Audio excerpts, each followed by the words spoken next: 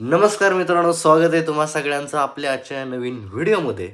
तर मित्रांनो, तुम्हाला सांगायला मला अतिशय आनंद होतोय की आपण चॅलेंज घेतलं होतं की आपल्याला 1 महिना कंटिन्यू ब्लॉग टाकत राहायचे आपल्या चॅनलवरती. आणि 1 महिना आणि 16 दिवस कंप्लीट झालेत, आपण कंटिन्यू ब्लॉग टाकतोय. आज 1 तारीख आहे. म्हणजे ना, काय म्हणतो आपण त्याला, कन्सिस्टन्सी जी असते ना ती आपल्याला कंटिन्यू ठेवायची. तर 1 महिना चॅलेंज कंप्लीट झालं. आता इथून पुढं आपण 2 महिन्याचं घेतोय. 2 महिन्याचं कंप्लीट झालं की 4 महिन्याचं घ्यायचं. डबलच चॅलेंज घ्यायचं आणि ते कंप्लीट करायचे. बाकी आपल्या व्हिडिओला काय खास असे एवढ्या मोठ्या व्ह्यू येत नाहीत. एवढे पण काय मोठं आपलं चॅनल नाही, सबस्क्रायबर बेस नाही आहे. पण तुम्ही जेवढे पण आहात ना, जेवढे पण बघताय माझ्या चॅनलला, जेवढे सबस्क्रायबर आहात, कंटिन्यू मला बघताय, त्या सगळ्यांचं मनापासून आभार.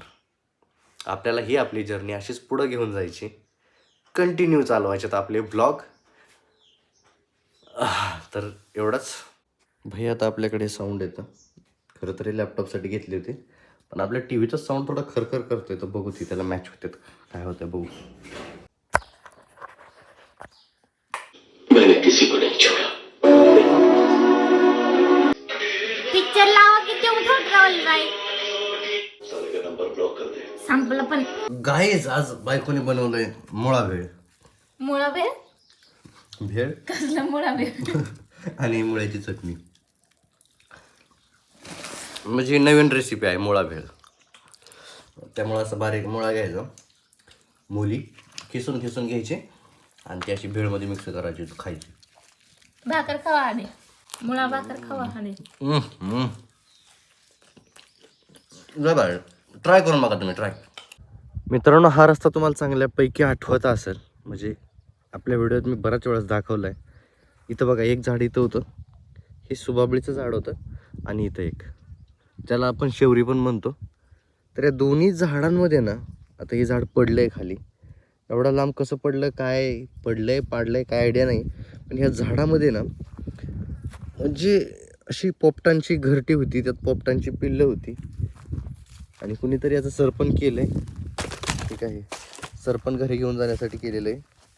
आता हे पाडलंय का पडलंय काय माहीत नाही. पण याच्यामध्ये ना, ही जेवढी पण तुम्हाला दिसतात ना आतमध्ये, ही सगळी घरं होती त्या पोपटांची. बघा, इथं तर पीस पण आहेत.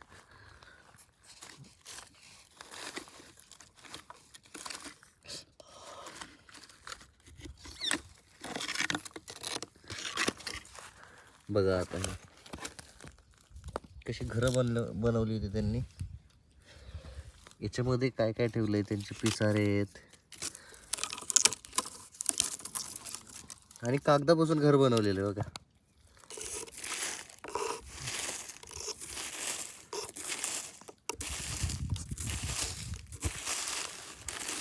म्हणजे पिसारे पण त्यांनी घर बनवण्यासाठी ठेवलेले तिथे.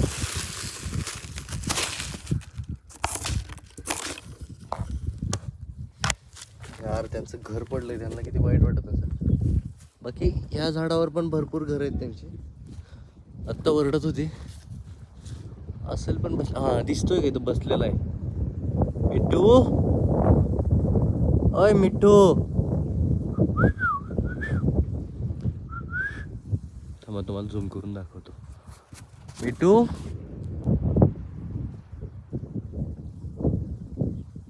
दिसतोय? झाडावरती गेलाय, शेंड्यावर गेलाय. हालचाल दिसत असेल.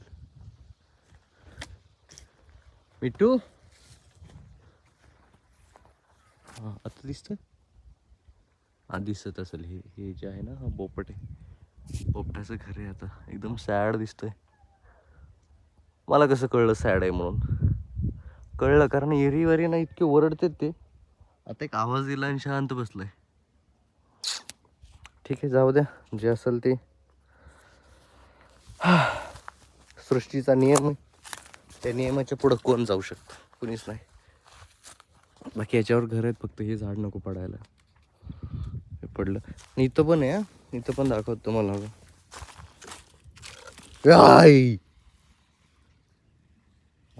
सॉरी, घाबरलो ना मी. मला वाटलं सापच आहे. तुला नाही घाबरत मी. दिसतोय का? भाग भाग भाग.